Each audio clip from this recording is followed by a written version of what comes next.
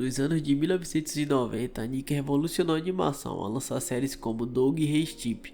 Ele parecia ter um toque de Midas, tudo que ela tocava virava um clássico instantâneo. Esse período ficou conhecido como a Era de Ouro da Nick. O desenho estabeleceu o canal como referência de conteúdo original, mas aos poucos o tom mudou. Hoje a palavra Nickelodeon desperta mais lembranças de desenhos genéricos e reality shows questionáveis do que histórias originais. Agora você deve estar se perguntando, como é que a Nick passou de um canal que só retransmitia desenhos para um berço de animações originais que mudaram para sempre o jeito que a gente vê conteúdo infantil na TV. Tudo começou em agosto de 1991, estreou Doug, Rudes, os Anjinhos e Hey Stip, inaugurando o que seria o selo Nicktoons. A Nickelodeon queria provar que havia um mercado para séries inéditas, cheia de humor inteligente com conteúdo de duplo sentido. A ousadia editorial dessa época só se concretizou graças à encomenda de 26 episódios de Doug, mais 26 episódios de Rugrats os Anjinhos e mais 20 de Hey Stip. Isso foi um investimento ousado para um canal que só comprava animações prontas. Mas você deve estar se perguntando, de onde veio essa ousadia? Foi em 1991 a Nick resolveu apostar tudo em produções próprias. Pela primeira vez ela deixou de depender exclusivamente de reprises da Hanna-Barbera e abriu seu próprio estúdio dedicado a criar histórias originais. Os três primeiros Nicktoons tinham perfil muito distinto. Doug trazia um Life of Life de um garoto seguro. Rugrats mostrava o mundo pelos olhos de pequenos bebês curiosos. E Hey Stip explorava o nonsense ao extremo, mas compartilhava a mesma proposta, não subestimar a inteligência das crianças. Essa cartada arrecadou o aplauso do público e da crítica. Pela primeira vez a Nickelodeon deixava de ser o coadjuvante e ditava tendências no mercado de animação. Com todo esse sucesso vieram outras séries que reforçaram a identidade única do canal. Em 1993 e 1994 estreou A Vida Moderna de Rocco, que é um desenho maravilhoso, Cat Dog, Os Castores Pirados e um pouco depois chegaram a Monstro, Hey Arnold e os Thunderbolts, que são desenhos excelentes também. Cada um desses títulos tinha o seu humor próprio, indo de humor bobo a metáforas adultas em A Vida Moderna de Rocco e situações monstruosas em A Monstro, literalmente situações monstruosas mesmo, que parecia esquisito demais para outras emissoras. Na Nick era só arte. Em 2015 a força desses clássicos ficou evidente na Nickelodeon. Ela dedicou 8 horas diárias de reprises de um bloco chamado Teen Splat, resgatando a nostalgia de quem cresceu nos anos 90 e atraindo novos públicos. Agora você deve estar se perguntando, por que isso deu tanto certo? O segredo foi respeitar as crianças que estavam assistindo, mas também o pai dessas crianças, por meio de uma teoria chamada Double Coding. Com esse estilo de roteiro, ele trazia piadas de diferente nível, capaz de divertir crianças e arrancar aquelas risadas de canto de boca dos adultos, tipo aquelas piadas de duplo sentido. Por trás das câmeras, a Nick não estava essa bagunça que eu falei no meu vídeo anterior. A cultura interna da Nick nesse tempo estimulava roteiristas e animadores a inovar. Nesse tempo ela tinha estúdios coloridos, esferas de feedback bem rápida, liberdade criativa que garantia que cada piloto que fosse ao ar tivesse algo novo, não ser refém daquelas fórmulas antigas que ocorreu com o Cartoon Network uns anos depois. Esse ambiente fez surgir personagens carismáticos, roteiro ousado e um estilo visual que se tornou referência na animação americana e que até hoje motiva projetos de crossovers e homenagens. Tudo isso virou realidade pelo seguinte passo: o investimento arriscado em conteúdo original incentiva a criatividade e respeitou as múltiplas camadas de humor. Nesse ponto da história, a Nick não estava apenas se firmando como uma potência de desenhos animados, mas ela inaugurou o que era chamado da Era de Ouro dos Desenhos. Se você achava que esse era o auge, meu amigo, você não esperava por acontecer. A Vaca Leiteira Amarela foi estreada em 1990, o que eu chamo de Bob Esponja. Rapidamente se tornou a galinha dos ovos de ouro da Nickelodeon, gerando filmes, linhas de brinquedo, roupas, uma base de fãs devotada que ultrapassou gerações. Quando a Nick viu o que tinha na mão, ela dedicou tudo, desde merchandising, desde marketing, todo o esforço promocional do canal ficaram centrado para o Bob Esponja. Desde licenciamentos exclusivos em grande rede de varejo até a parceria com rede de fast food, consolidando o personagem como a principal fonte de renda da emissora. Ainda que o foco do canal fosse a Esponja, várias séries mantiveram alto nível de qualidade e tiveram boa audiência por meio lá dos anos 2000. Tivemos os Padrinhos Mágicos, que mesmo sendo a segunda atração mais vista do canal, continuou sendo a sombra do Bob Esponja. As Aventuras de Jimmy Neutron, cujos episódios de estreia chegou a registrar 4,3 milhões de telespectadores. Esse é um recorde absurdo para uma estreia da série da Nick até então. E outro fato engraçado é que eu tenho um amigo que ele tinha uma cabeça bem diferenciada de cearense, a gente chamava ele de Jimmy Neutron, era muito engraçado, bons tempos. Danny Phantom, premiado como indicação ao Emmy Award, recebeu aclamações da crítica por sua mistura de ação e humor sobrenatural. Eu gosto muito desse desenho, talvez para mim ele seja nível Padrinhos Mágicos, uma pena que o autor se perdeu, né? Invasorzinho você deve conhecer, ele conquistou o status de cult clássico, apesar da sua curta duração ele teve um forte apelo ao público adolescente. E há vendas acima da média de produtos licenciados, aquele que chamamos de brinquedos. Se não vender brinquedos, eles cortam até o talo. Infelizmente é assim que funciona. Um robô adolescente, elogiado pela crítica e indicado ao Emmy de melhor animação, embora tenha sido uma decepção nos índices de audiência. E Avatar: A Lenda de Aang, ele dispensa apresentações, né? É considerado um dos melhores desenhos de todos os tempos, com a média superior a 4 milhões de telespectadores por episódio nos Estados Unidos. O Avatar dispensa um dos melhores desenhos, é muito bom mesmo. Mesmo eu gostando um pouco de Korra, o primeiro Avatar ele semeou, ele fez aquele cultivo para Korra correr, isso é maravilhoso. Sem dúvidas, desse desenho da Nick, ele é o melhor, na minha opinião, ele é o melhor. Mesmo eu gostando de Danny Phantom, roteiricamente falando, né, pelo roteiro, ele é o melhor que tem. Comente abaixo se você concorda comigo. Mas logo depois dessas séries, que foi muito boa, a gente viu o primeiro cansaço. Apesar da qualidade de algumas desses desenhos, faltou fôlego no marketing. Quase todos os recursos de divulgação eram dedicados a Bob Esponja, deixando os demais sem divulgação adequada. Na segunda metade dos anos 2000 surgiram poucos lançamentos originais, que foram de impacto. Desenhos como Kate Crash, que foi de 2005 a 2007, criado por Doug, e também Os X, que foi de 2005 a 2006, que era uma família de espiões, que é bem legal, e uma série de Segredos dos Animais. Sim, aquele filme que fez muito sucesso, teve uma série que lançou na Nick.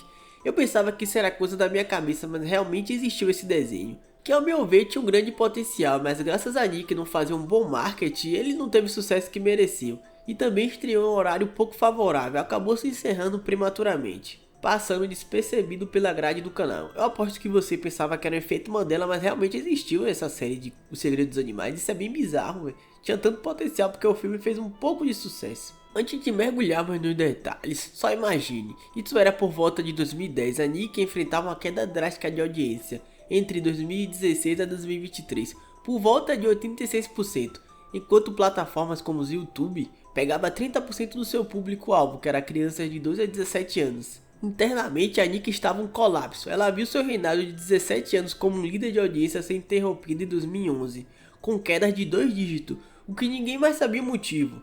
Na verdade, a gente sabia o motivo, porque a televisão ela estava em baixa e pagar a TV a cabo já não valia mais a pena, porque no YouTube você assistia qualquer episódio quantas vezes você quisesse, e TV a cabo você tinha que esperar aquele momento. Claro que antigamente tinha um charme você sentar para assistir aquele horário, mas depois de um tempo ficou inviável. Principalmente pelos preços da TV a cabo que estava ficando cada vez mais caro. Eu lembro de na minha casa ter Sky e meu pai reclamava diariamente sobre os preços. Quando a gente descobriu que era internet, amigo, TV a cabo virou história, TV a cabo virou coisa de filme. Diante desse cenário, a Nick teve uma brilhante ideia.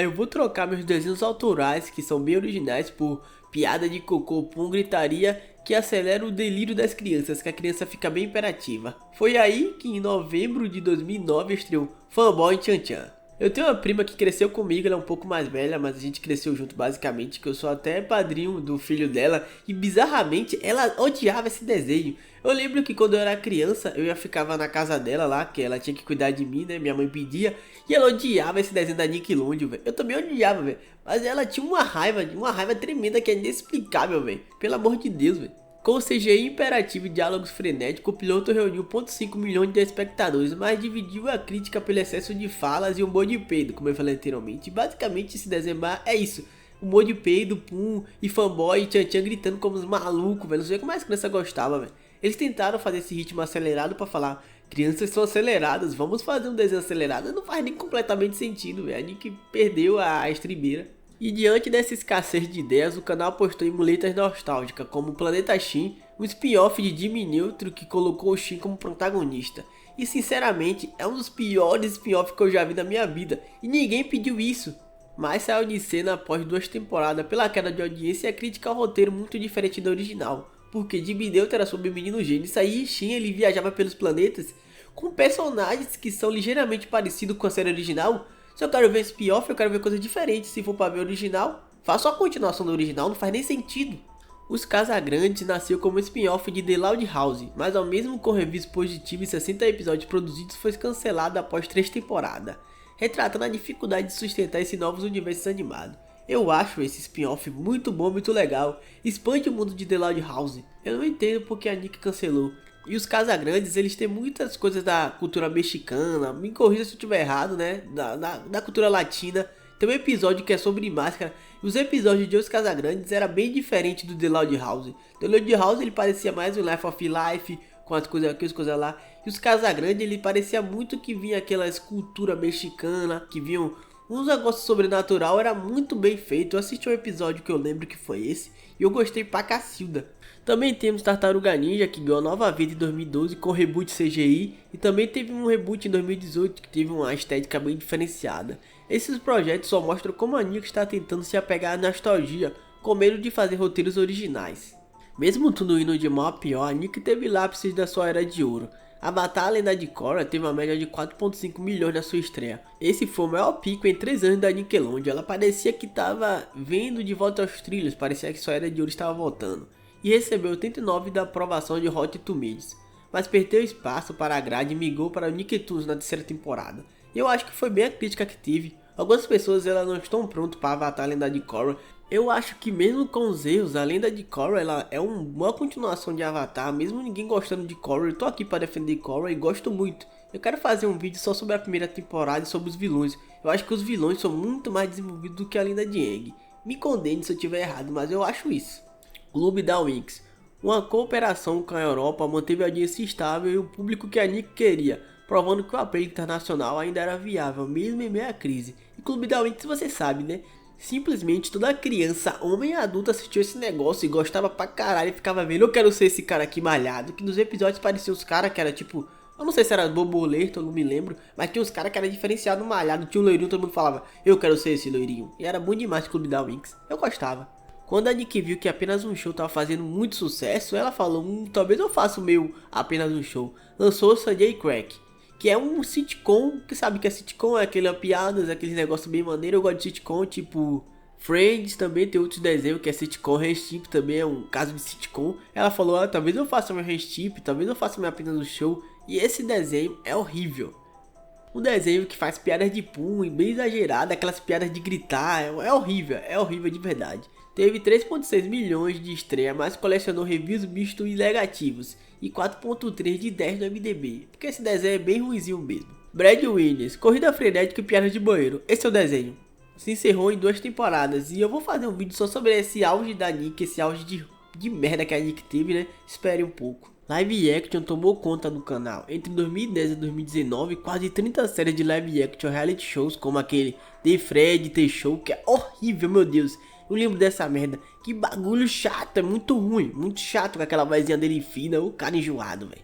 Desde comédias de adolescentes até competições ao vivo, um verdadeiro bombardeio de produções com atores reais, que tiraram todo o orçamento antes destinado a animações originais. Enquanto isso, a grade de desenho encolhia, bloco histórico como Toonami e Nicktoons deram lugar a reprises pontuais, como aquela série em live action normal demais, e o dinheiro que poderia financiar novas ideias foram direcionados para esses programas que ninguém queria assistir e era muito chato. Outro fator também foi a saturação do Bob Esponja. Em janeiro de 2010, um episódio intitulado como Um Companheiro para o Gary, que esse episódio é basicamente assim. Bob Esponja ele tenta trazer um amigo para o Gary, mas na verdade ele bota um parasita num caracol. E esse episódio é basicamente assim, é uma sequência desse humor que é escatológico, que grita, que faz caretas, que tem um bocado de coisa horrível, velho. É tão desconexo quanto perturbador ao público. E foi muito criticado. Esse episódio está na lista de como um dos piores episódios da série, ressaltando que a trama, que força esse humor instante, que é um humor de piadas de grosseria com violência gratuita, em vez de aproveitar o carisma original dos personagens, e simplesmente está se repetindo. O que aconteceu com Bob Esponja está acontecendo com The Loud House. Depois de The Loud House ser a nova galinha de ouro, a Nick está apostando tudo, filme, série, live action, tudo que é possível, mas estão perdendo a originalidade do personagem. Claro que depois da saída do seu criador piorou um pouco as coisas, mas junta com a fanbase de The Loud House, que ela é meio perturbadora, com a reprise de episódios e lançando temporada atrás de temporada, tá ficando cada vez pior. Então esse foi o vídeo aqui. Se vocês quiserem saber o que o criador de The Loud House fez, vou deixar aqui no final do vídeo. Assistam, esse cara ele é bem maluco, ele fez crimes que até Deus duvida.